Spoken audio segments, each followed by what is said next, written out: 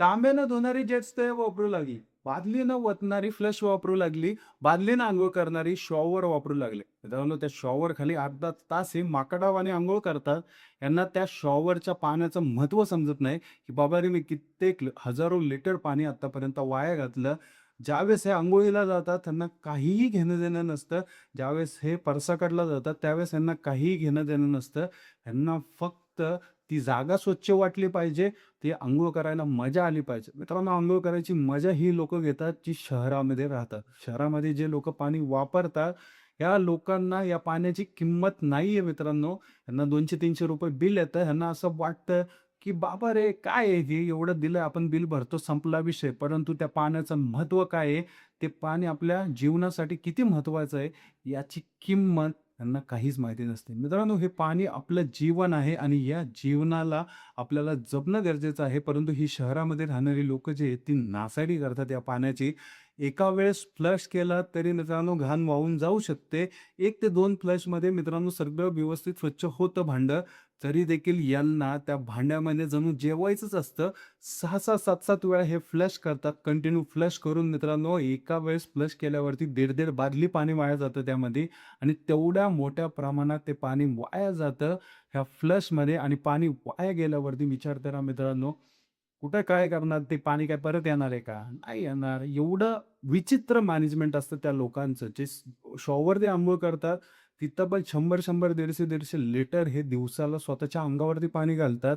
यांना जणू काय असं वाटतं, की मी ऐश्वर्या रायचा भाऊच आहे. पण यांना हे समजत नाही, की आपण मूर्ख आहे, आपण माकड आहे. आपण येड्या-गण्यावाने अशा गोष्टी करतो, जणू काय अक्षरशः जे लोकं ज्यांना पाणी भेटत नाही, ज्या लोकांना त्या पाण्याची किंमत आहे, त्या लोकांचा अनुभव कधी या लोकांनी घेतलेला नसतो ना मित्रांनो. हे शहरामध्ये वाढलेले असतात, शहरामध्ये राहिलेले असतात. त्यामुळे ह्या लोकांना असं वाटतं, की बाबा रे, हे पाणी काय सरकारची जबाबदारी आहे. सरकार देईल आपल्याला सगळ्या गोष्टी सुविधा करून आणि याचमध्ये मित्रांनो हे लोकं त्या कन्फ्युजनमध्ये असतात. परंतु मित्रांनो ज्यावेळेस दुष्काळ पडतो, त्यावेळेस हंडे घेऊन पळायचं, घागरी घेऊन पळायचं, मागं जायचं.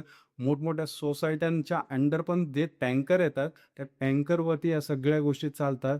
आणि विचार करा मित्रांनो, तिथं त्या दुष्काळग्रस्त परिस्थिती जर एका शहरी भागात झाली, तर तिथल्या लोकांचे काय हाल होऊ शकतात. मित्रांनो, गावाकडच्या लोकांना अशा गोष्टींची सवय असते. ते लाथ मारेल तिथनं पाणी काढतात आणि ते जतन करून सगळ्या गोष्टी वापरतात. मित्रांनो, गावाकडे एखाद्या वेळेस तुम्ही भेट दिली, तर तुम्हाला लगेच समजून येतं, की तिथले लोकं किती त्या पाण्याला जपतात. कारण त्यांना ते पाणी मित्रांनो दिवसाआड भेटतं, 2 दिवसाआड भेटतं. कुणाच्या बोरला पाणी असतं, रेग्युलर पाणी तिथं भेटत नाही आणि जिथं पाणी येतं मित्रांनो, तिथं अक्षरशः गर्दी असते. लाईनीच्या लाईनी लागलेल्या असतात त्या पाण्यासाठी. एवढी बिकट परिस्थिती तिथं असते आणि याचमध्ये मित्रांनो लोकांना त्या पाण्याचं महत्त्व समजलेलं असतं. हे शहरामध्ये राहणाऱ्याला काय बेसिंगमध्ये पाणी, बाथरूममध्ये पाणी, टाकीमध्ये खाली पाणी येतं, ते पाणी वरती चढवलं जातं. 24 तास यांच्या घरांमध्ये पाणी असतं. त्यामुळे ह्यांना असं त्या पाण्याची झळ बसत नाही. प्रत्येक छोट्या-मोठ्या गोष्टीसाठी ते पाणी अफाट रीतीने वापरतात. जणू काय मित्रांनो, यांच्या घरीच आहे ना, वरून देव येऊन पाणी टाकून जाणार आहे. एवढ्या विचित्रपणामध्ये मित्रांनो तुम्हाला सांगतो मी, एवढ्या ॲडव्हान्स लेव्हलला आपल्या शहरी भागामध्ये पाण्याची नासाडी होते. यांना थोडं सुद्धा महत्त्व समजत नाही, की त्या पाण्याचं, की बाबा रे आपण जपून वापरलं पाहिजे. मित्रांनो विचार करा, स्वतःच्या अंगावरती 150 लिटर पाणी टाकल्यावरती ह्यांना जाऊन स्वतःची गाडी आठवते. त्या गाडीला धुवायला गेल्यावरती तिथं पाणी वततात. बाहेर त्या बाईकवरती मित्रांनो त्या पाणी वततात. ह्यांना बाईक स्वच्छ पाहिजे, ह्यांना कार स्वच्छ पाहिजे, ह्यांना ह्यांच्या फरशा स्वच्छ पाहिजे, ह्यांना सगळं घर स्वच्छ पाहिजे. सगळीकडे हे पाणी वापरून नासाडी करत असतात. मित्रांनो, दैनंदिन जीवनामध्ये एखादं लिटर शरीरामध्ये पाणी जायला पाहिजे, तेवढं सुद्धा हे पाणी स्वतःच्या शरीरात टाकत नाही, परंतु बाहेर पाणी वेस्ट करून हे नासाडी करतात. आणि याच लोकांना मित्रांनो आता ही पाणी टंचाई ज्यावेळेस होईल, त्यावेळेस या सगळ्या झळा बसू शकतात. हे फक्त एसीमध्ये जाऊन कामाला बसतात. ह्यांना या गोष्टीला कधी सामोरे पण गेले असतील का नाही माहिती मित्रांनो. महत्त्वाची बाब म्हणजे दुष्काळजन्य परिस्थितीला हे लोकं कधी सामोरे गेलेच नसतील. यांना त्या पाण्याचं महत्त्व माहिती नाहीये. हे पाणी आपल्या घरामध्ये येतं तेवढ्यापुरताचा विचार करतात आणि त्या विचाराच्या पुढं हे कधीही केलेले नसतात आणि ज्यावेळेस ही दुष्काळजन्य परिस्थिती निर्माण होईल, त्यावेळेस ह्या शहरातल्या लोकांना कळेल, की बाबा रे काय 1 महिना होत आला मित्रांनो, आता जूनचा अख्खा महिना होत आला, तरी देखील पाऊस पडणार नाही. अल निनोचा इफेक्ट चालू आहे. हा इफेक्टमुळं मित्रांनो आपल्या इथं पाऊस येत नाहीये आणि याचमध्ये मित्रांनो महत्त्वाची बाब म्हणजे जर पाऊस नाही पडला, तर आपल्या इथली परिस्थिती ही अतिशय बिकट होऊ शकते. जे धरणसाठे आहेत त्यांच्यामध्ये 16%, 15%, 8%, 9%, 10% असा पाणीसाठा शिल्लक आहे आणि या पाणी साठ्याचा जो वापर आहे तो आधीपासूनच जपून करा, असे सरकारने आदेश दिलेले आहेत. आता देखील ते आदेश काढण्यात आलेले आहेत, की पाणी जे आहे ते व्यवस्थित वापरा. पाणी जे आहे ते स्टोअर करून ठेवा. पाण्याचा अवैध वापर करू नका. वॉशिंग सेंटर्स असतील, स्विमिंग पूल्स असतील, यांना ऑलरेडी नोटिसा देण्यात आलेल्या आहेत. तुम्ही या प्रकारे पाण्याचे साठवण करून ठेवू नका. यांसारखे आदेश सरकारने काढलेले आहेत आणि येथेच मित्रांनो शहरी भागामध्ये कुठेतरी या पाण्याची स्टाईल इफेक्ट म्हणजे जे काय सुरुवातीला असं वाटतात, की बाबा रे, दुष्काळजन्य परिस्थिती होऊ शकते. त्याचे जे प्रिकॉशन्स आहेत ते आता घेण्यास सुरुवात झालेली आहे आणि याचमध्ये मित्रांनो आपल्याला सगळ्यांना दिसून येतं, की अशा रीतीने शहरी भागामध्ये जर दुष्काळ जर पडला, जर पाऊस नाही पडला, तर अशी परिस्थिती निर्माण होऊ शकते. कारण ही मूर्ख लोकं, ह्यांना पाणी वापरायची अक्कल नाहीये.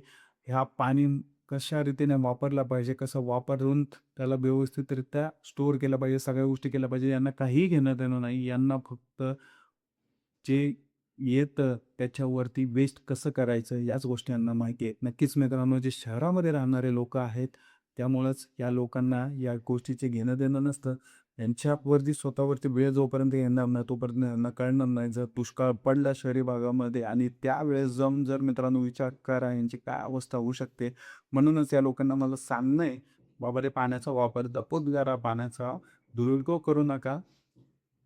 झाडे लावा, व्यवस्थित राहावा, चांगल्या गोष्टी हे करा, आत्मसात करा आणि त्यावेळेस जाऊन आपल्याला त्या गोष्टी व्यवस्थितरित्या भेटतील. जणू आपले जंगलात झाडं आपण तोडत चाललोय, डोंगरापर्यंत आपण शिरलोय. पुणे जर आधी आल्यावरती तुम्ही बघितलं असतं, तर त्या पुण्यामध्ये फक्त हिरवंगार वातावरण असायचं.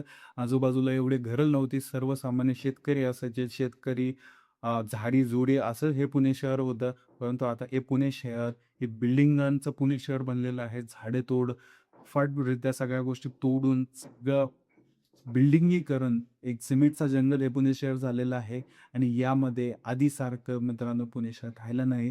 जे थंड पुणे शहर एक असा ऑप्शन होता. सर्वसामान्य लोकं इथे यायचे. त्यांना मुंबईचं वातावरण पटलं नाही, तर ते पुण्यामध्ये येऊन राहायचे आणि त्या रोजगार तो पुण्यामध्ये भेटायचा.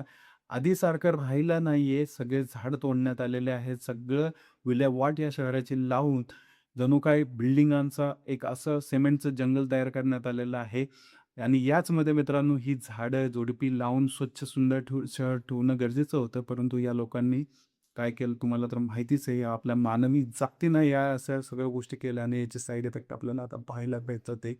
म्हणूनच मित्रांनो, पाऊस येईल तेव्हा येईल, झाडे लावा, झाडे जगवा, व्यवस्थितरित्या त्यांना सांभाळा. जणू काही पुढे जाऊन आपल्या पुढच्या पिढीला देखील या सगळ्या गोष्टींना सामोरे जावं लागणार आहे. त्यांना पण जगायचं आहे. त्यांच्यासाठी पण आपल्याला काहीतरी सोडायचं आहे.